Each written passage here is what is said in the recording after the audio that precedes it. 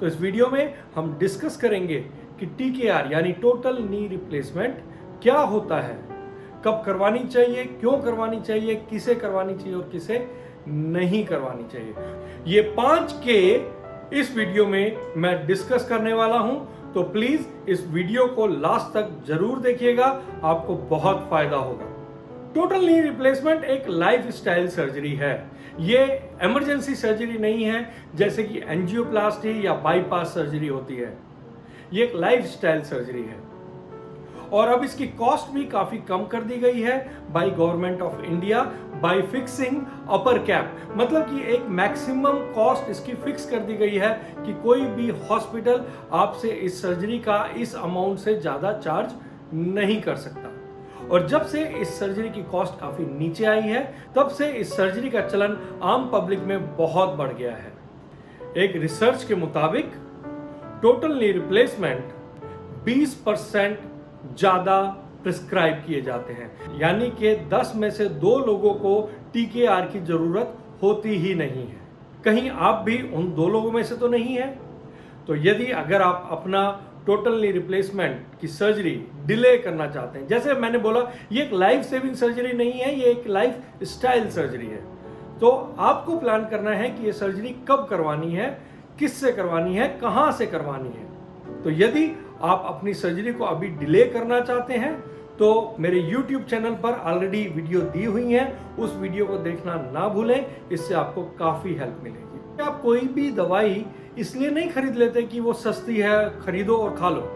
आप दवाई इसलिए खरीदते हैं क्योंकि आपको उसकी जरूरत होती है। तो सर्जरी भी क्योंकि ये सस्ती हो गई इसलिए नहीं करवानी चाहिए, आपको ये तब करवानी चाहिए जब आपको इसकी सच में जरूरत हो। टोटल नी रिप्लेसमेंट ये एक्चुअल में एक गलत टर्मिनोलॉजी इस्तेमाल करी जा रही है। इससे ऐसा लगता है कि जैसे कि पूरा का पूरा घुटना काट के एक नया घुटना लगा दिया जाएगा। एक्चुअल में इसका साइंटिफिक नेम है नी आर्थ्रोप्लास्टी। नी मतलब घुटना, आर्थ्रो मीन्स जॉइंट मतलब घुटने का joint, प्लास्टी means plastic surgery, short of plastic surgery. ये मैं आपको समझाने के लिए बोल रहा हूं। मतलब कि रीसरफेसिंग मतलब कि करेक्शन। जैसे कि दीवार में से छोटा सा एक प्लास्टर टूट के गिर जाता है तो आप क्या करते हैं, थोड़ा सा और एक्स्ट्रा झाड़ते हैं प्लास्टर को और फिर उसके ऊपर नया प्लास्टर कर देते हैं। जब आपकी कोई टेबल है, टेबल के ऊपर का माइका लैमिनेट खराब हो जाता है तो आप क्या करते हैं, उस लैमिनेट को उखाड़ देते हैं और नया लैमिनेट उसके ऊपर लगा देते हैं, नया माइका लगा देते हैं, पूरी टेबल नहीं रिप्लेस करते हैं। इसी तरीके से दांत के अंदर अगर कुछ खराबी आ जाती है तो पूरा दांत नहीं रिप्लेस करते, कई बार उसके ऊपर टूथ कैप लगा देते हैं, एक कैप लगा दी जाती है। तो टोटल नी रिप्लेसमेंट के अंदर ऐसा नहीं है कि पूरा जॉइंट काट के एक मैकेनिकल जॉइंट लगा दिया जाता है। इसके अंदर क्या होता है, जो आपकी ऊपर वाली बोन है उस पर इस तरीके से कुछ एक कैप लगा दी जाती है।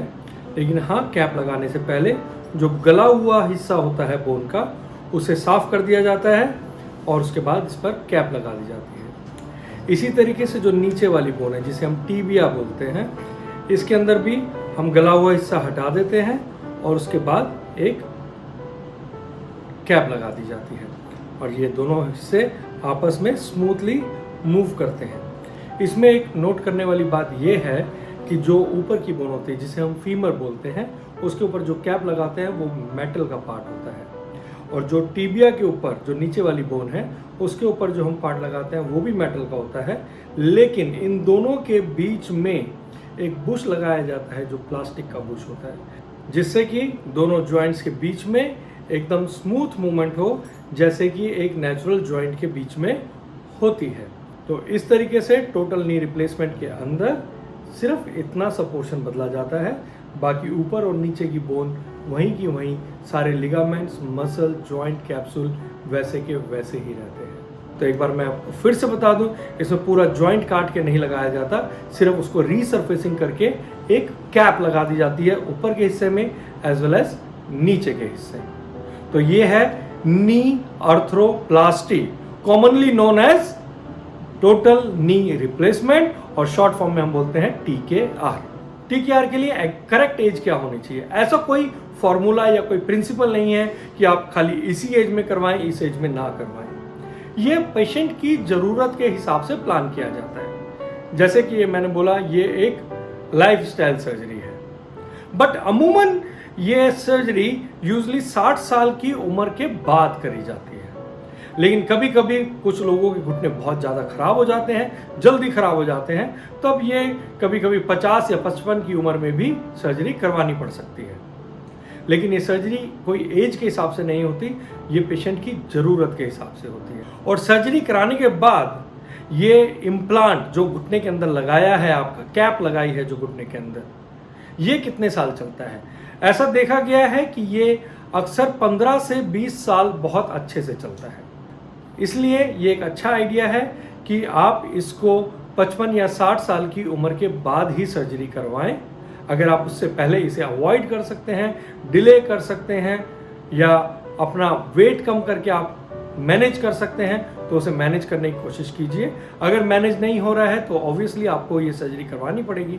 लेकिन अगर आप मैनेज कर सकते हैं तो इसे 55 या 60 साल की उम्र के बाद ही करवाएं, ताकि 60 साल की उम्र के बाद 15 से 20 साल आप लाइफ को बहुत अच्छे से इंडिपेंडेंटली एंजॉय कर सकें। TKR अब ये कोई नई सर्जरी नहीं है, कई सालों से 25-30 सालों से इंडिया के अंदर परफॉर्म हो रही है, और लगातार रिसर्च कर करके इसके ऊपर एक से एक नए इम्प्लांट आ रहे हैं। अब ऐसे भी इम्प्लांट आ गए हैं कि सर्जरी के बाद आप अपना पूरा घुटना पूरे तरीके से मोड़ सकते हैं।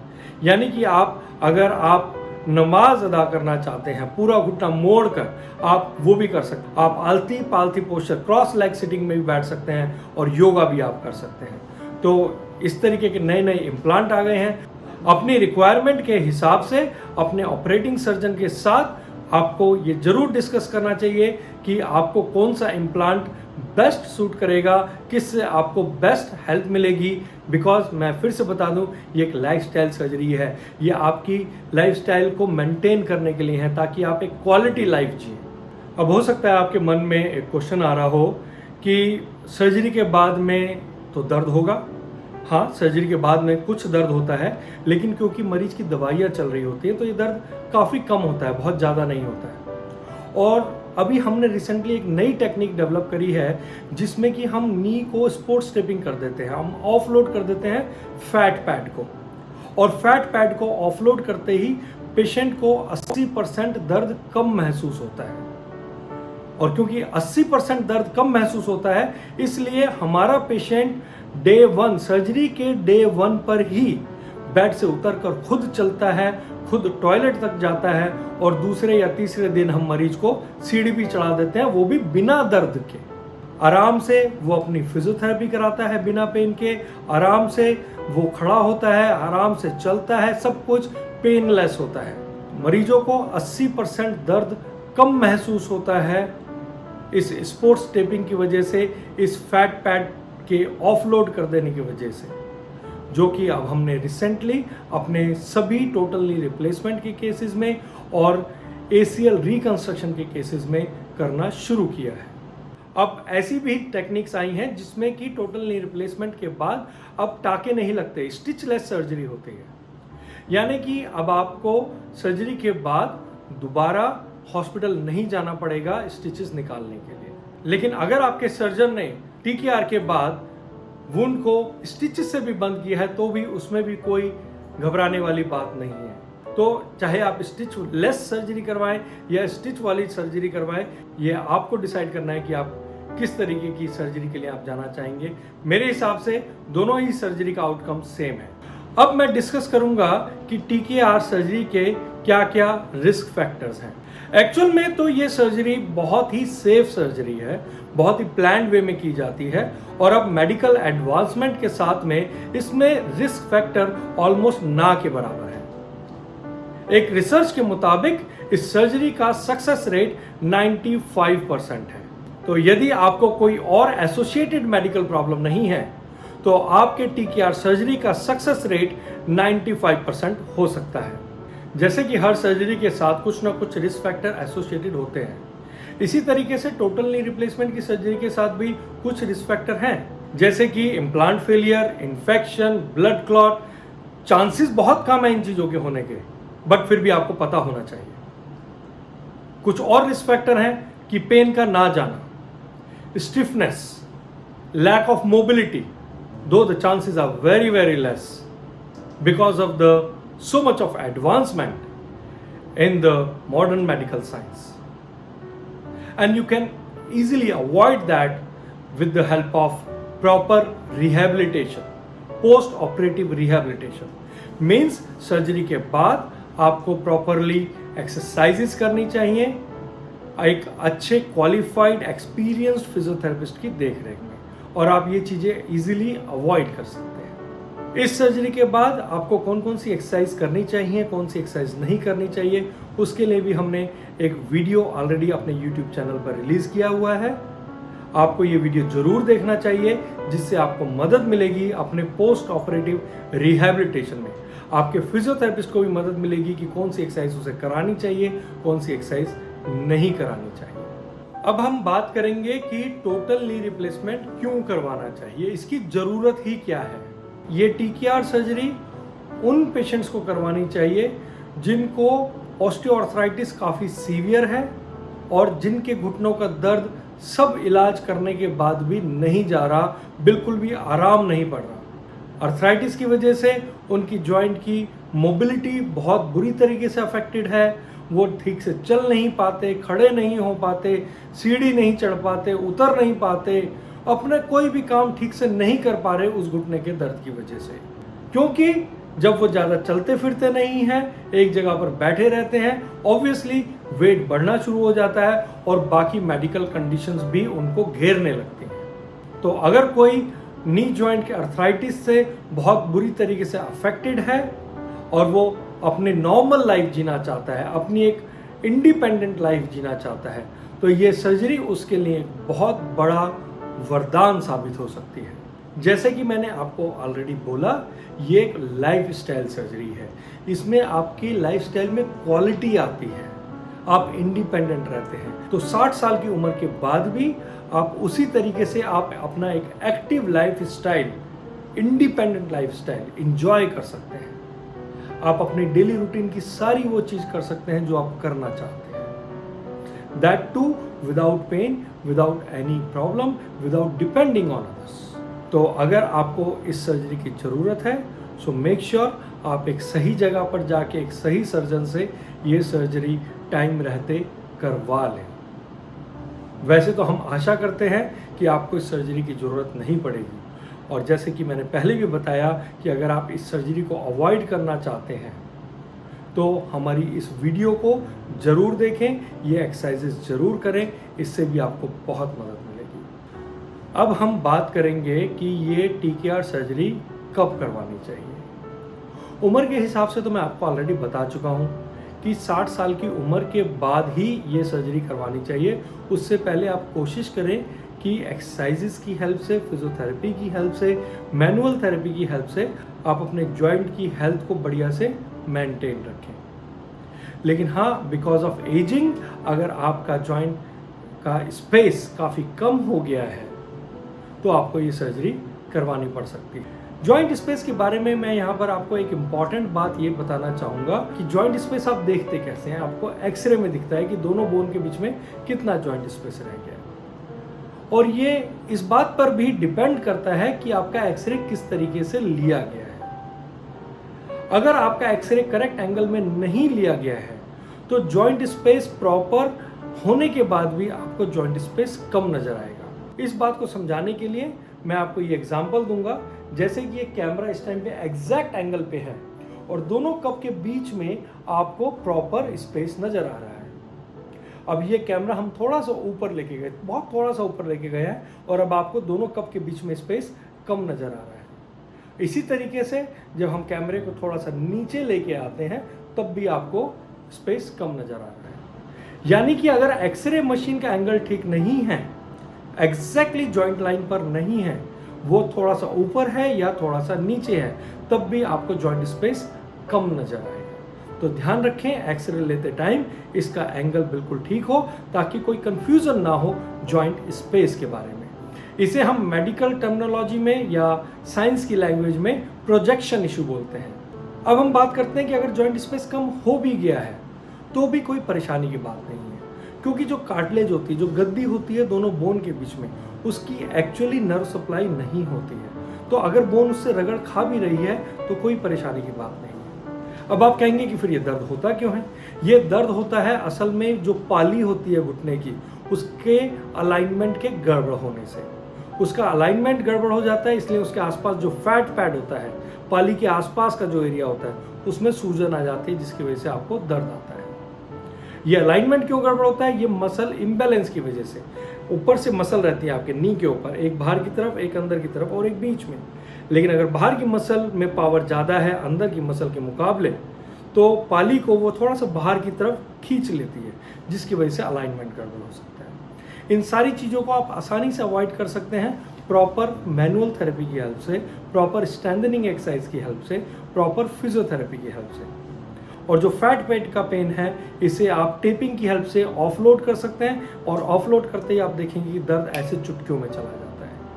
चुटकियों में मतलब yes, within few seconds, not even minutes, but within few seconds you will have no pain offload करने के बाद में, जो कि सजेस्ट करता है कि वो पेन आपको फैट पैड इरिटेशन की वजह से आ रहा था, ना कि अर्थराइटिस की वजह से आ रहा। एक रिसर्च में ये भी देखा गया है कि अगर आप अपना वजन, बॉडी वेट सिर्फ 5 किलो कम कर लेते हैं, तो उस 5 किलो वजन कम करने के बाद आपके पेन में 50% रिडक्शन होगा, कमी आएगी दर्द में। 50% दर्द कम हो जाएगा सिर्फ 5 किलो वजन कम करने से। और बेड पर लेटने के बाद कोशिश कीजिए कि आप घुटनों को पूरा मोड़ें, लेट कर पूरा मोड़ने के लिए बोल रहा हूं मैं नीचे उकड़ू बैठने के लिए नहीं बोल रहा हूं। बेड पर लेट के मेक श्योर कि आप घुटने पूरा मोड़ें और सीधा करें, मोड़ें और सीधा करें। जब आप घुटने को पूरा मोड़ते हैं तब भी आपके जॉइंट के अंदर बहुत अच्छे से न्यूट्रिशन जाता है, क्योंकि साइनोवियल फ्लूइड मूव करता है और आपके कार्टिलेज को न्यूट्रिशन देता है। तो make sure non weight bearing में बिना वजन डाले आप घुटने को पूरा जरूर मोड़ें, इससे आपको बहुत मदद। जैसे कि मैंने आपको एक रिसर्च के बारे में बताया कि सर्जरी का सक्सेस रेट 95% है। यहाँ पर मैं आपको ये बात बताना जरूरी समझता हूँ कि सक्सेस रेट एक अलग चीज़ है और एक सेटिस्फैक्शन रेट अलग चीज़ है। तो मैं आपको एक और रिसर्च के बारे में बताना चाहूँगा, जिसमें कि ये बताया गया कि इस सर्जरी के बाद 81.4% मरीज बहुत सेटिस्फाइड थे इस सर्जरी से, जबकि 18.6% मरीज इस सर्जरी के बाद सेटिस्फाइड नहीं थे।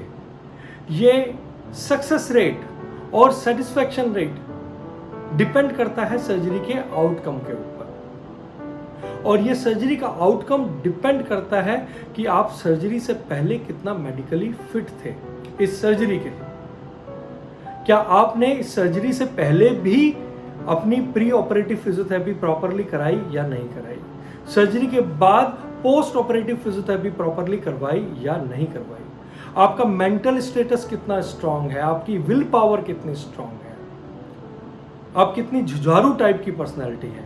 इस चीज़ों के ऊपर भी आपका आउटकम बहुत डिपेंड करता है। इसके अलावा आउटकम इस बात पर भी डिपेंड करता है कि आपके सर्जन का एक्सपीरियंस कितना है, उसने पहले कितनी सर्जरीज ये ऑपरेट करी है, किस तरीके के सेटअप में वो आपको ऑपरेट कर रहा है, क्या वो आपका मॉडर्न और एडवांस सेटअप है? और खाली सर्जन नहीं, उस सर्जन की पूरी टीम कैसी है? क्योंकि खाली कार आप कोई इसलिए नहीं खरीद लेते कि वो कार बहुत फेमस है, बहुत अच्छी कार है। आप ये भी देखते हैं कि कार खरीदने के बाद उसकी मेंटेनेंस की क्या कॉस्ट आएगी। आप ये भी देखते हैं कि आपको आफ्टर सेल सर्विस प्रॉपरली मिल पाएगी या नहीं मिल पाएगी। इसका मतलब आपको खाली सर्जन नहीं देखना है, उनकी पूरी टीम, उनका पूरे सेटअप को चेक करना चाहिए कि आपको सर्जरी के बाद की सर्विसेज कैसी मिलेंगी। ये इन सारी चीज़ों के ऊपर बहुत डिपेंड करेगा कि आपके सर्जन के साथ जो फिजियोथेरेपिस्ट काम कर रहे हैं, जो नर्सेस काम कर रही हैं, जो टेक्नीशियंस काम कर रहे हैं, वो कितने क्वालिफाइड है, वो कितने एक्सपीरियंस्ड है। आउटकम इन सारी चीज़ों का मिला के बनता है। तो सर्जरी कराने से पहले एक अच्छे आउटकम के लिए इन चीज़ों का ध्यान जरूर रखें।